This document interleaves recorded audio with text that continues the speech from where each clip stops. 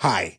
Now, it's been a week since the Indigo Disc DLC has been out, and I think it's finally time we rank every single Indigo Disc Pokemon from worst to best. Now, I'm not going to stall you any longer, subscribe to the channel, and let's get going. Now, there are 8 Pokemon, even though 7 are in the game right now, and for our number 8 spot, we have this Pokemon.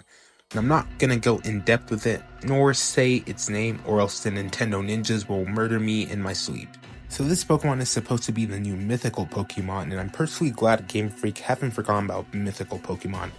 As for the Pokemon itself, it was hinted at the Teal Mask, but we'll get an event for this guy very soon.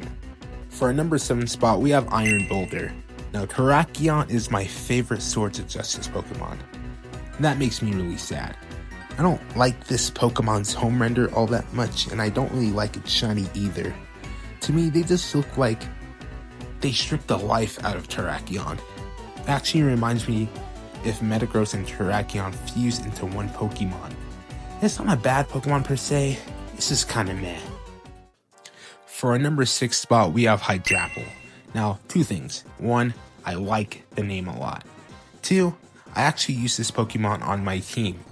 We knew Dipplin was gonna have an evolution, and the result is it's just good. My only gripe with it is that you can't really see all 5 heads consistently, but yeah, it's just there. The only other thing I have to mention is its signature move has a 30% chance to double its power. Cool, I guess? I'm sorry, I just don't know what I just don't know what else I have to say about this Pokemon. It's still cool though. For our number 5 spot, we have Iron Crown.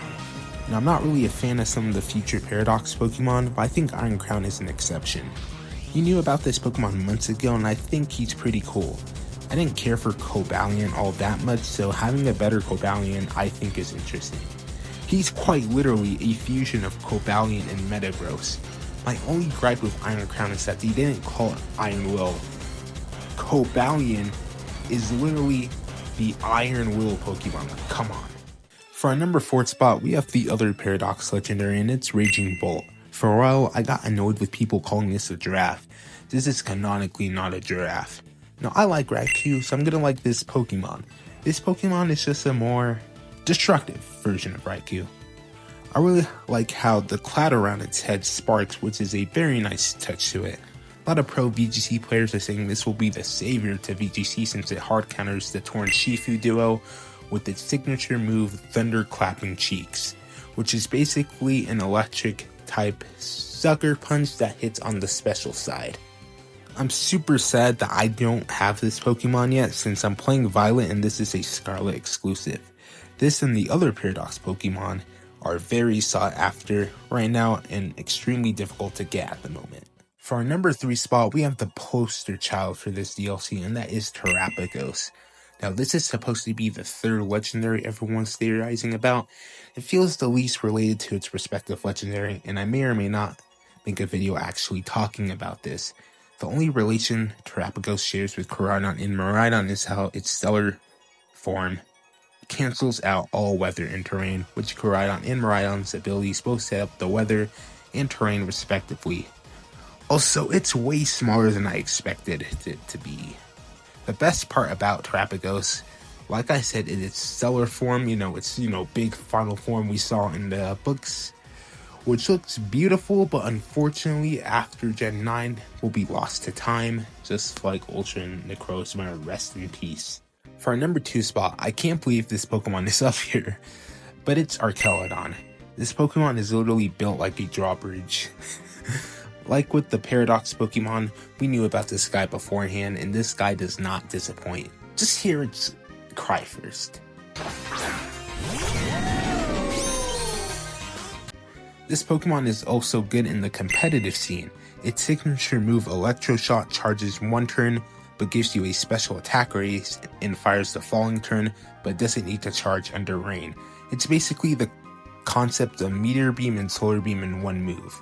Also really love its shiny, as when I was hunting for a shiny Duraludon, I had a hard time finding the difference, but this is a nice improvement. One more thing I have to mention is that people are calling this guy a pseudo legendary because of the 600 base stat total, But unfortunately, this guy is not a pseudo-legendary. You guys can debate in the comments. Anyways, I love you, Archaludon. Keep being a bridge. Now for our number 1 slot. This is, in my opinion, the best Pokemon in the Indigo Disc DLC, and this is Gouging Fire. I feel like with the added green color scheme makes this design stand out more than it already does. Also, I think they did a really nice job making Entei a Triceratops. I also like how the eyes look on it as well. This is also another Pokemon I feel like will be good in the VGC metagame. I'm really sad I don't have this Pokemon yet. I'm literally trying to trade a shiny Dialga for this Pokemon, and it's been a day. Normally if you trade a shiny legendary, it would be gone within minutes, but the Paradox Pokemon are very sought after at the moment due to them being version exclusive.